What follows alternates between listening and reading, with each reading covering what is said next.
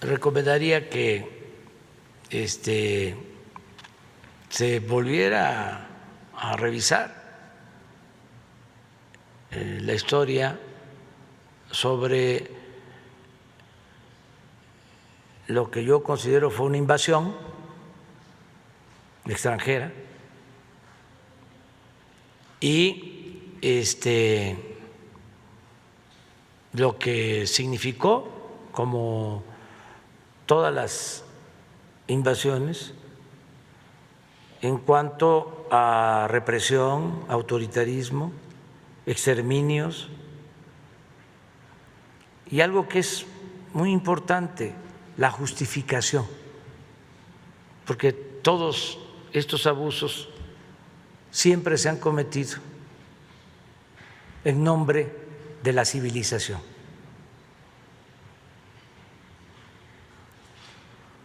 Estoy escribiendo porque el día 3, el lunes, vamos a ofrecer, a pedir perdón al pueblo maya. Vamos a ir a Felipe Carrillo Puerto, Quintana Roo, que antes era Chan Santa Cruz. Y estoy haciendo un texto sobre este tema, breve porque no puedo en una intervención plantearlo todo, pero ahí voy a fijar mi postura. ¿Aborda el problema del mestizaje? Sí, porque había esa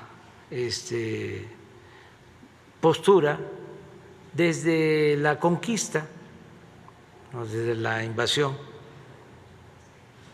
y en todo el siglo XIX. Habían dos posturas, ¿no? Una extrema de exterminar a los indígenas.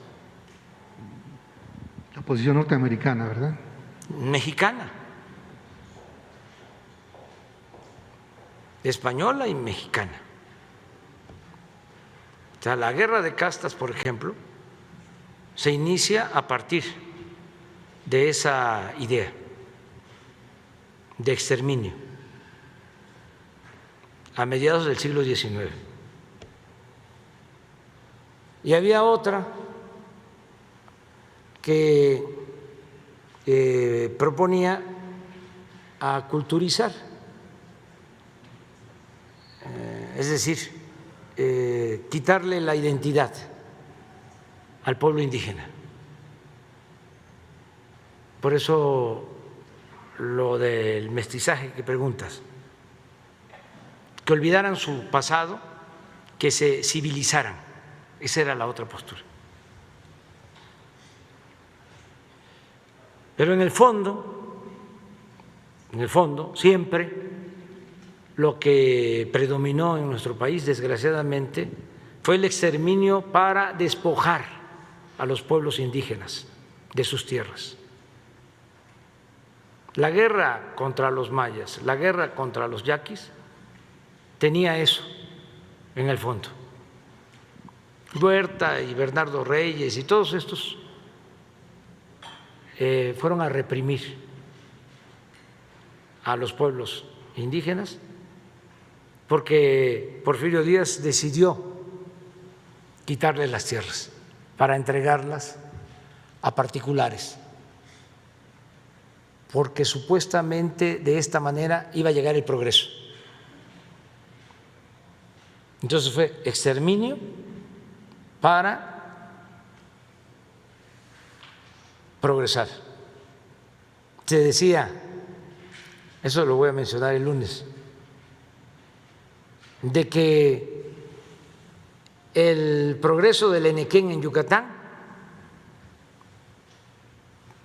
se debía a la esclavitud de los mayas, y que era muy doloroso, pero necesario.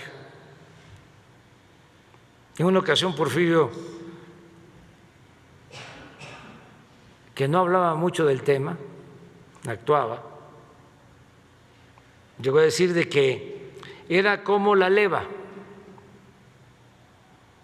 que causaba mucho dolor,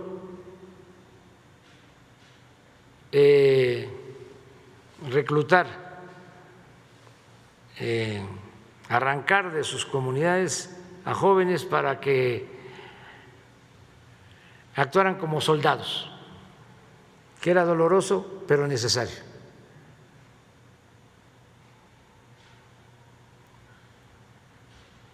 Entonces, es un tema interesante a tratar. ¿Qué recomendaría entonces al rector y a estos eventos que van a realizar? Que cada quien tiene lo mismo, su concepción. Yo creo que fue exterminio y genocida lo que sufrieron los mayas y los yaquis.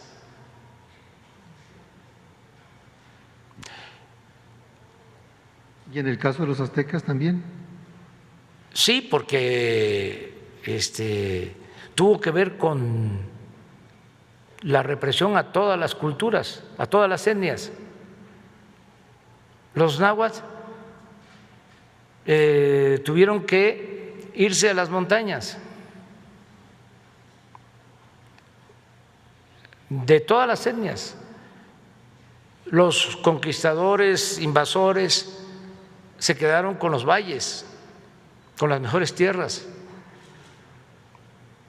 y se fueron creando lo que se conocen como zonas de refugio, las zonas más apartadas allá, porque el indígena resistió y conservó sus tradiciones, sus culturas, su libertad. Y era una lucha constante porque no solo era despojarlos de sus tierras, sino convertirlos en peones, porque en ese entonces se hablaba mucho de la falta de brazos, que no se prosperaba porque no había fuerza de trabajo. Entonces, si se mantenía la comunidad, las haciendas no tenían peones, acasillados, esclavos. Si por eso fue el levantamiento campesino en Morelos, porque hay un auge en la producción de caña, de azúcar, y las haciendas empiezan a invadir las tierras de los pueblos. En ese entonces hasta desaparecieron pueblos, se redujo la población en los pueblos de Morelos, porque era arrancarlos de sus comunidades para convertirlos en peones, por el auge de la caña, de los ingenios azucareros. Pues así es como surge Zapata en Anenecuilco, porque la hacienda, el hospital invadía las tierras del pueblo de Anenecuilco,